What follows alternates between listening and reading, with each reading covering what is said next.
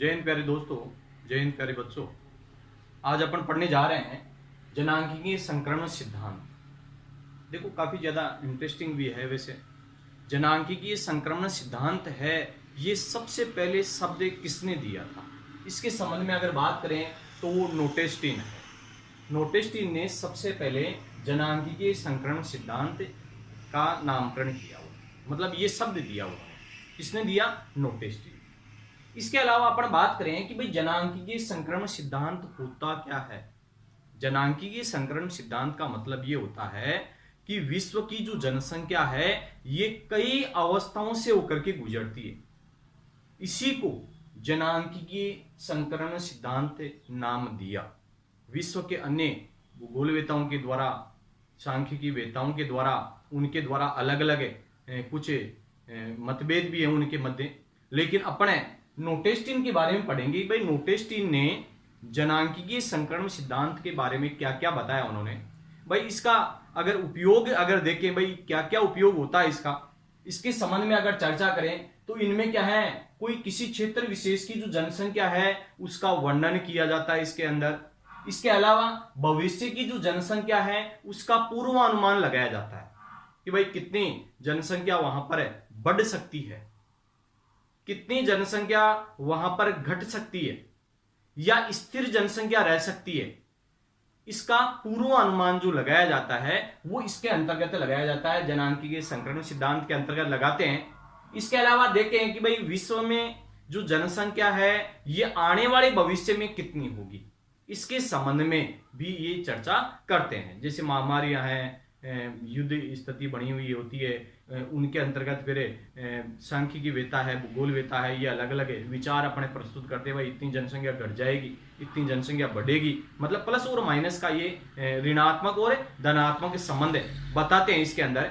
इसके अलावा अपन बात करें कि भाई जनांकीय जो संक्रमण सिद्धांत है नोटेस्टीन ने जो दिया, उनमें एक तो आर्थिक विकास और जनसंख्या वृद्धि, मतलब आर्थिक विकास का जो कार्य किया जाता है उसी के आधार पर क्या है, जनसंख्या वृद्धि का कार्य भी किया जाता है। जैसे इसके अंदर है आपके जैसे पहली आपके दी हुई है कि ग्रामीण जनसंख्या है वहां की, खेतीयर है, खेती करती है, और अशिक्षित है, मतलब है परंपरागत है या प्राचीन समय में आज से 200 वर्ष पहले समस्त विश्व की जो जनसंख्या है ये इस अवस्था के अंतर्गत थी। मतलब वहां पर आर्थिक विकास तो था लेकिन वो क्या था, ग्रामीण अवस्था में थी, खेतीयर थी और अशिक्षित अवस्था के अंदर थी।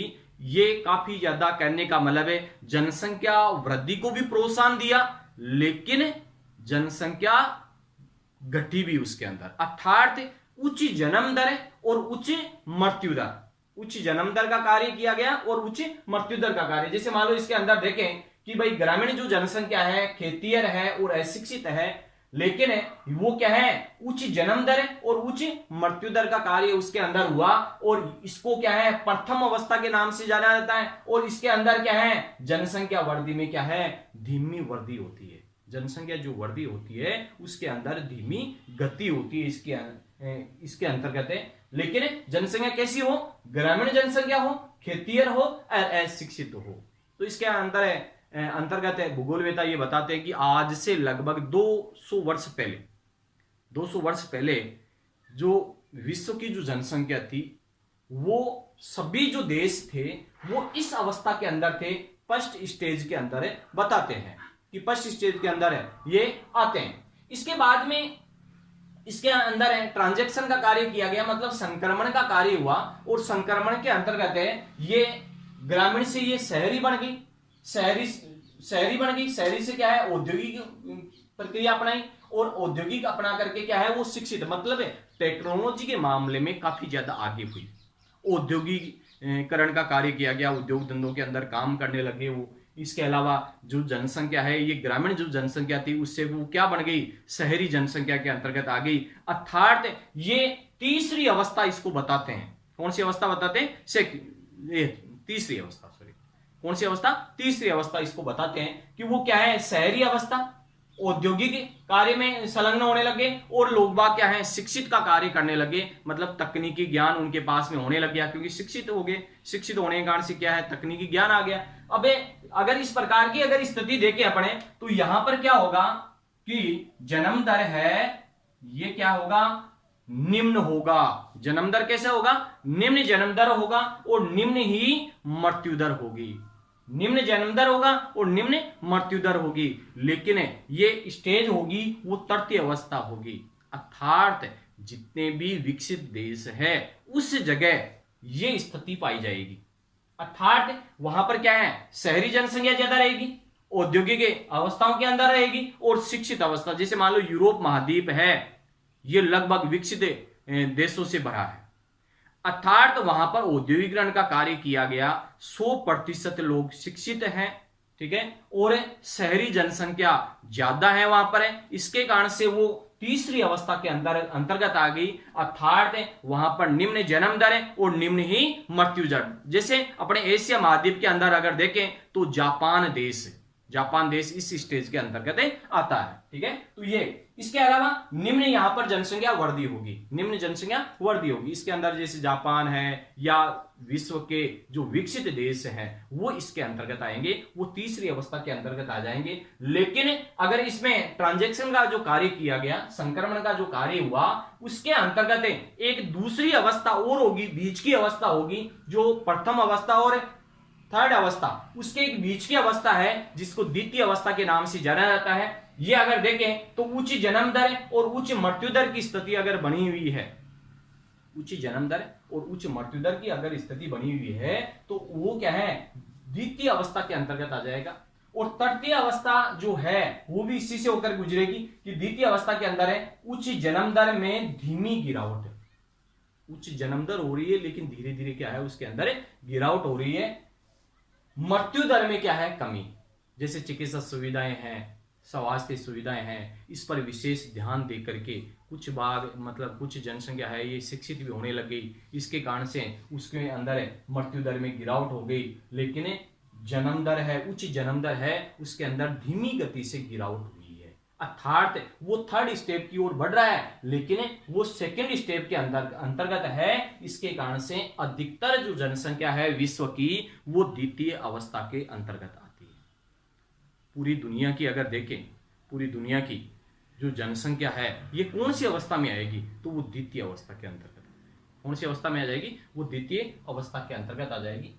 तो इस प्रकार से कहने का मतलब है एक ग्रामीण है, खेतीहर है और अशिक्षित जो जनसंख्या है ये आर्थिक वृद्धि या आर्थिक विकास का जो कार्य किया गया, आर्थिक विकास और जनसंख्या वृद्धि, जनसंख्या वृद्धि, इस प्रकार का मतलब कार्य किया गया। जनसंख्या वृद्धि का कार्य किया गया, आर्थिक विकास का कार्य, मतलब आर्थिक विकास का कार्य हुआ तो ये जनसंख्या वृद्धि, मतलब इसके अंदर है एक दूसरे से जुड़ी हुई है, ठीक है। आर्थिक विकास का कार्य और जैसे मान लो इसके अंदर ये स्थिति बनी हुई है, ये द्वितीय अवस्था आ गई, तृतीय अवस्था आ गई। वो ये कहना चाह रहा है, नोटेस्टिन ये कहना चाह रहा है कि जिस प्रकार से आर्थिक विकास की अवस्थाएं होती है वैसे ही अपनी जनसंख्या वृद्धि की अवस्थाएं भी होती है। और वो अवस्थाएं 3 प्रकार की है अपने, जैसे मान लो इसके अंदर है, जैसे फर्स्ट है आपके और सेकंड है, इस प्रकार की स्थिति बनी। लेकिन जनसंख्या वृद्धि की अगर देखें स्थिति तो वो 3 अवस्थाओं से होकर के गुजर रहा है कि ग्रामीण खेतीहर और अशिक्षित जो जनसंख्या है ये इनमें संक्रमण हुआ और ये तीसरी अवस्था में पहुंच गया, शहरी, औद्योगिक और शिक्षित अवस्था के अंतर्गत, मतलब इसके अंदर रूपांतरण हुआ, चेंजिंग का कार्य किया गया। अगर ये स्थिति बनी हुई है तो वहां पर उच्च जन्म दर है और उच्च मृत्यु दर है, दोनों ही उच्च है, उच्च जन्म दर है और उच्च मृत्यु दर है। अगर इस प्रकार की अवस्था है तो उसको प्रथम स्टेज के नाम से जाना जाता है। और प्रथम स्टेज के अंदर उसका रिजल्ट क्या होगा कि जनसंख्या वृद्धि में क्या होगी, धीमी वृद्धि होगी। लेकिन इसी से उच्च जन्म दर और उच्च मृत्यु दर का जो कार्य हुआ उससे एक दूसरी अवस्था और आती है, मतलब तीसरी अवस्था और प्रथम अवस्था है उसकी एक बीच की अवस्था है जिसको द्वितीय अवस्था के नाम से जाना जाता है। और द्वितीय अवस्था उच्च जन्म दर में क्या है, धीमी गिरावट होगी और मृत्यु दर में क्या होगी, कमी होगी, मृत्यु दर में कमी आ जाएगी इसमें। तो जिसको क्या कहेंगे अपन, जनसंख्या में प्राकृतिक वृद्धि का कार्य कहा जाएगा। इसके अलावा शहरी, औद्योगिक और शिक्षित जनसंख्या होगी। इस प्रकार की अगर स्थिति होगी तो वहां पर निम्न जन्म दर और निम्न मृत्यु दर, निम्न जन्म दर और निम्न मृत्यु दर, इसको कौन सी अवस्था कहेंगे? तृतीय अवस्था कहेंगे। और तृतीय अवस्था के अंदर है निम्न जनसंख्या वृद्धि का कार्य होगा, निम्न जनसंख्या वृद्धि का कार्य किया जाएगा। इस प्रकार की स्थिति इसके अंदर। अब अपन एक ग्राफ के माध्यम से समझते हैं कि ये किस प्रकार की है। जैसे सबसे पहले अपन ने क्या किया कि यहां पर है y वाला और x। जैसे मान लो ग्राफ बनाते हैं अपन इस प्रकार की, जो स्टेज है इसके अंदर 3 स्टेज के अंदर आता है। फर्स्ट स्टेज के अंदर क्या होता है कि उच्च जन्म दर और उच्च मृत्यु दर, उच्च जन्म दर और उच्च मृत्यु दर, इस प्रकार का अपन को कार्य करना है। मतलब इस प्रकार की स्थिति बनानी है। जैसे मान लो यहां पर है, मैं बना रहा हूं कि भाई इस प्रकार की स्थिति यहां पर एक दूसरे से इसको जोड़ना है। फर्स्ट स्टेज का ये कार्य। फर्स्ट स्टेज के अंदर है अपन को क्या करना है, इसके बाद में मतलब यहां फर्स्ट स्टेज है, वहां पर क्या होगा, उच्च जन्म दर और उच्च मृत्यु दर का कार्य यहां पर किया गया। उच्च जन्म दर और उच्च मृत्यु दर के कारण से यहां पर क्या होगा, जनसंख्या वृद्धि में क्या है, धीमी वृद्धि होगी। और ये स्टेज फर्स्ट कहलाएगी। क्या कहलाएगी? फर्स्ट कहलाएगी। फर्स्ट स्टेज के अंदर क्या होगा, उच्च जन्म दर और उच्च मृत्यु दर। इस स्टेज के अंदर है जो देश है ये आदिवासी क्षेत्रों के बारे में चर्चा की गई है, अर्थात बांग्लादेश के बारे में भी इसमें बताया गया है। बांग्लादेश एक तो, इसके अलावा आदिवासी जो क्षेत्र है वो अभी तक भी फर्स्ट स्टेज के अंतर्गत आती है, अर्थात उच्च जन्म दर है और उच्च मृत्यु दर है। लेकिन जनसंख्या वृद्धि में क्या है, धीमी वृद्धि होगी, क्योंकि मरने वालों की संख्या ज्यादा है, जन्म देने वालों की संख्या ज्यादा है। इस प्रकार की स्थिति होगी। दूसरी स्थिति अगर देखें तो यहां पर क्या करेंगे, CBR मतलब बर्थ रेट और डेथ रेट, ये दोनों के बारे में अपन चर्चा करेंगे। बर्थ रेट और डेथ रेट, जन्म दर और मृत्यु दर।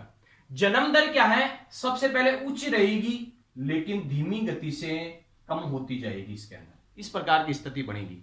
मतलब है ये ग्राफ है, ये पहले तो देखो यहां पर सही चल रहा है, लेकिन धीरे धीरे ये इसके अंदर गिरावटें आ रही है। इसी प्रकार से जो डेथ रेट है यहां की, वो भी धीरे धीरे क्या है, कम होता जा रहा है।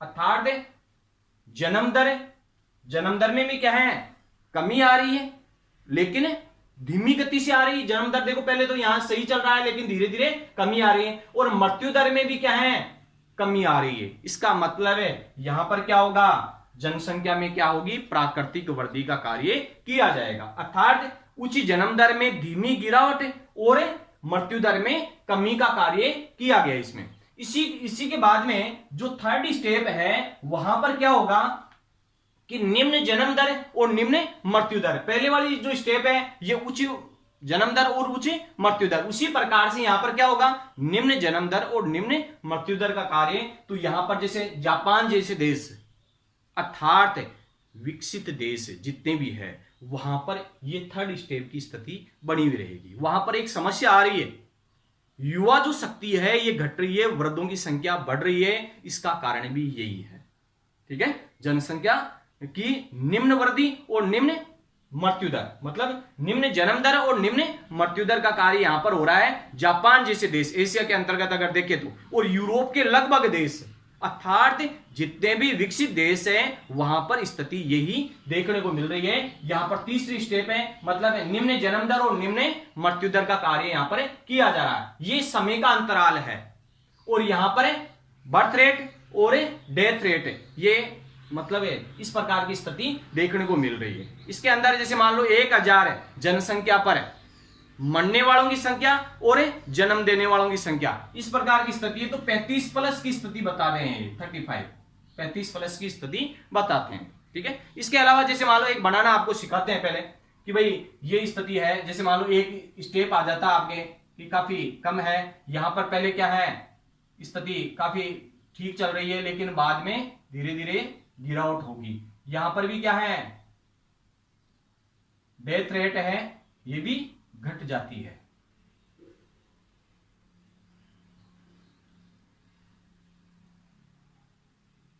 इस प्रकार की स्थिति, मतलब ये बनाना भी सीखना है आपको, ये अच्छी तरीके से आना भी चाहिए। एग्जाम की दृष्टि से काफी महत्वपूर्ण भी रहता है ये।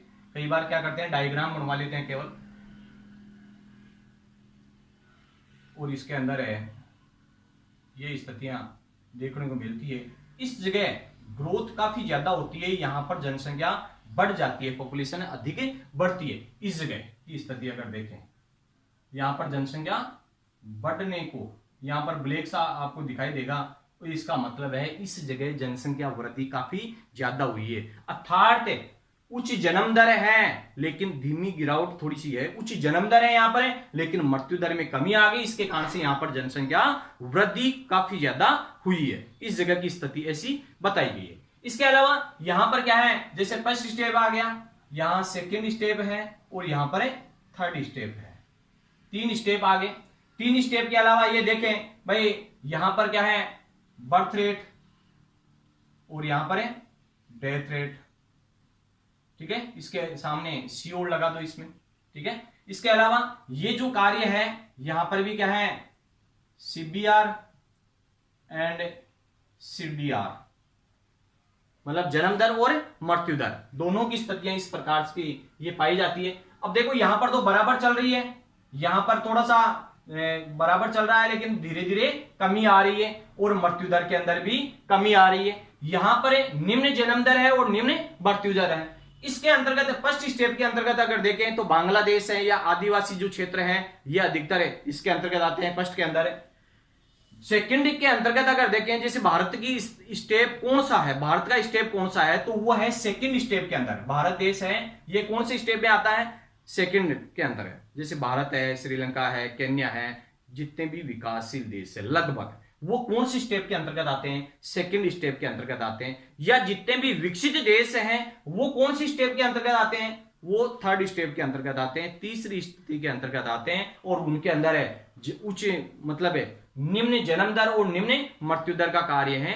तो इस प्रकार से नोटेस्टीन ने क्या है, ये जनांकीय संक्रमण सिद्धांत बताने की कोशिश की है कि अपने विश्व के अंदर जो आर्थिक विकास का कार्य किया जाता है या आर्थिक विकास की जो स्टेज होती है उसी प्रकार से जनसंख्या वृद्धि की भी स्टेज होती है। तो ये भारत के बारे में काफी ज्यादा पूछा है कि वो भारत देश है वो कौन सी स्टेज के अंदर है, ठीक है, तो वो सेकंड स्टेज के अंदर है, ठीक है। अब नोटेस्टीन क्या है, इसकी 3 अवस्थाएं बता रखी है, लेकिन कई भूगोलवेताओं के द्वारा, कई विद्वानों के द्वारा उनकी 5 अवस्थाएं बता रखी है, 4 अवस्थाएं बता रखी है, लेकिन वो विवादित है।